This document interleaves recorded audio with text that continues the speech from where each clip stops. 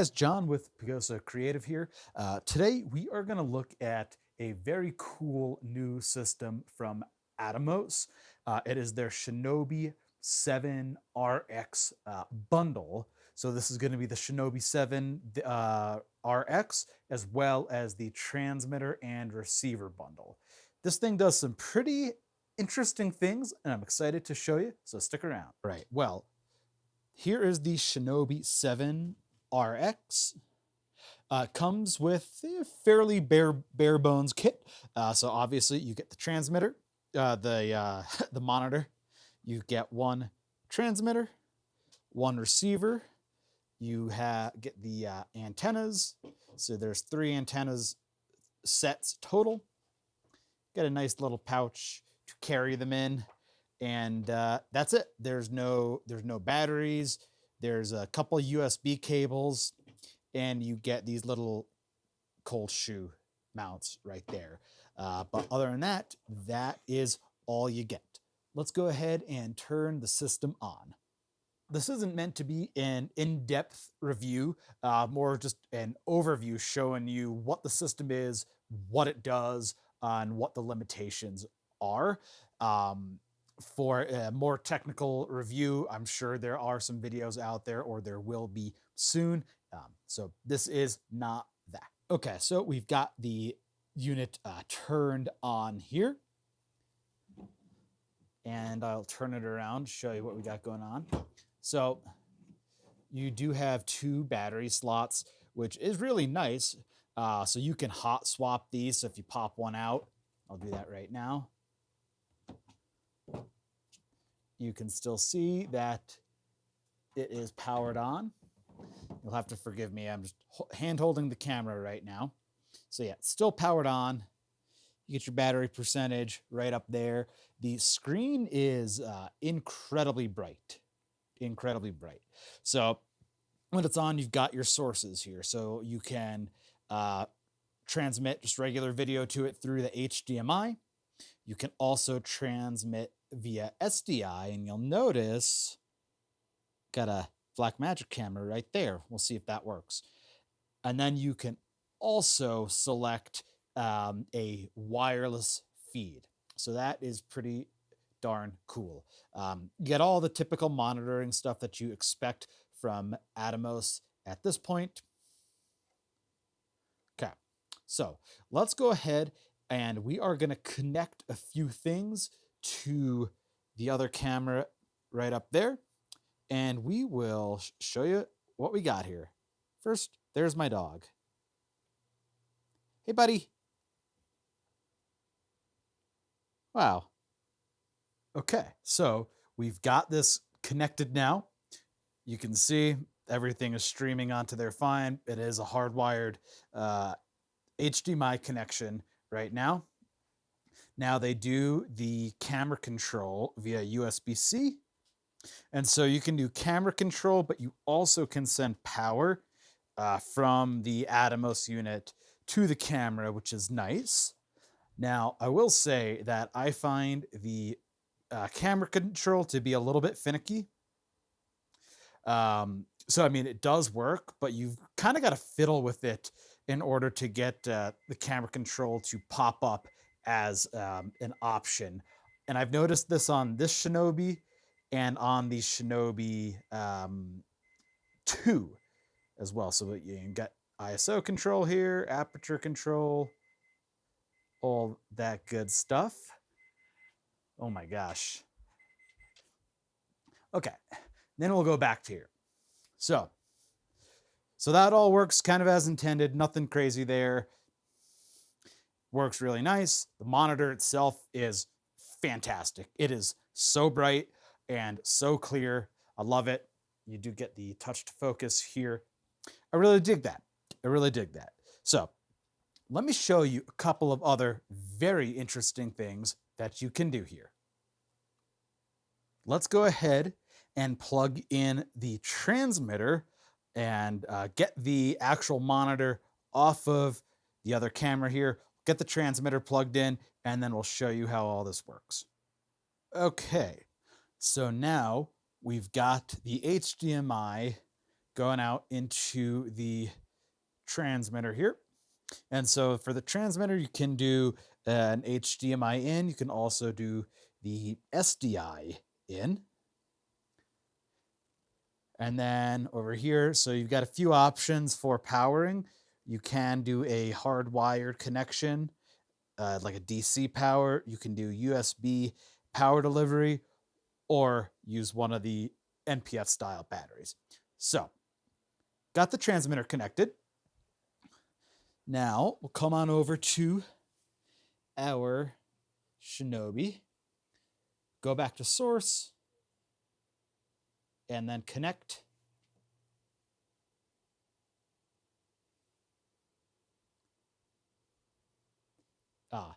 Would help if I hit connect and not cancel. So that is going to just take a moment there. Okay, it says that we are connected. No input.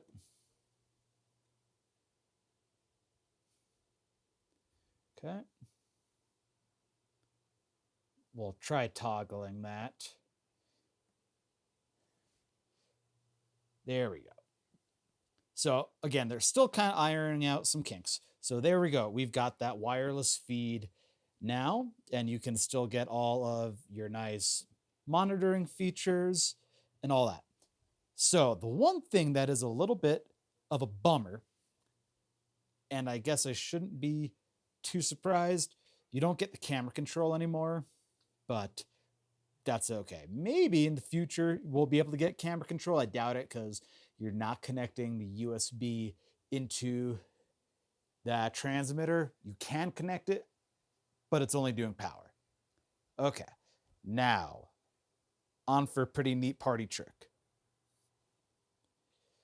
Atomos has this really nice app here, and you know what? I am actually getting a little bit of volume coming in from that. So you can, see, there we go. We just dropped out again. But you can connect up to 4 signals through the receiver.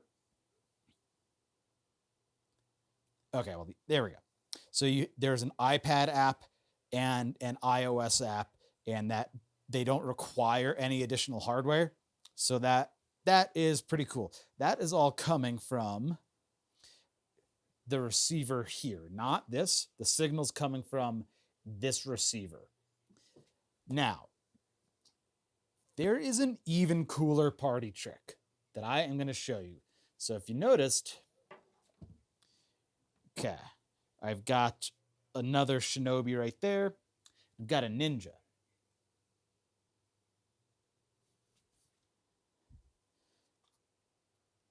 I'm going to close out of my iPad app. Now, this is very exciting. So if you can go ahead and hit record on this camera here on the S5. Okay, you can see we're recording there. Now, I wish that it would show the tally light on the Shinobi 7, but it doesn't show it. It only shows the tally light when you have the camera control enabled. But now, what you can do here with the Ninja, of course, it just shut down on me. So one of the things that I don't like with the S5 II is that you only can do ProRes 4K if you are recording externally to either a HDMI device or an SSD. So I really want to have the best of all the worlds. But anyway, so what you can do here, I am receiving the signal on the Ninja from this receiver. Now, what happens if we hit record? So, okay, we are recording in ProRes 422. Okay, so I am actually recording now the ProRes feed, or ProRes from that camera, which I think is pretty nifty. And I wasn't sure at first if that was recording like ProRes of just like what is coming through the HDMI here. I'm not sure how to explain it, but I wasn't sure if it was actually getting proper ProRes from my camera. But let's go ahead and jump into DaVinci Resolve here. And you can actually see now when I'm looking at the metadata that this is in fact a ProRes file. So I think that is pretty neat. Okay, so one more neat thing now that I had a free hand, I set the camera down. So here's the main feed, the Shinobi 7 coming from the transmitter.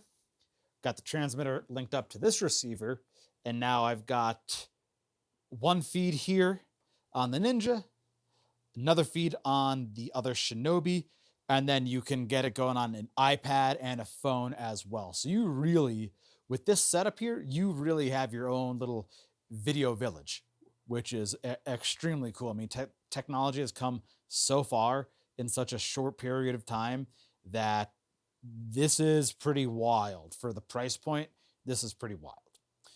So now you might be wondering, can you use this on Blackmagic? Well, let's take a look. Okay, so now we've got the transmitter on. Blackmagic camera is on. Took me a little bit of time just to burn the SDI protocol into my memory because you don't want to fry your camera. So, all right, we're going to go SDI in. Okay. So there we go. We got the SDI connected now.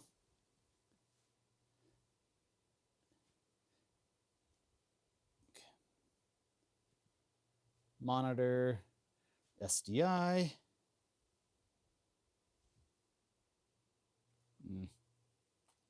Okay, so it does in fact work with the Blackmagic.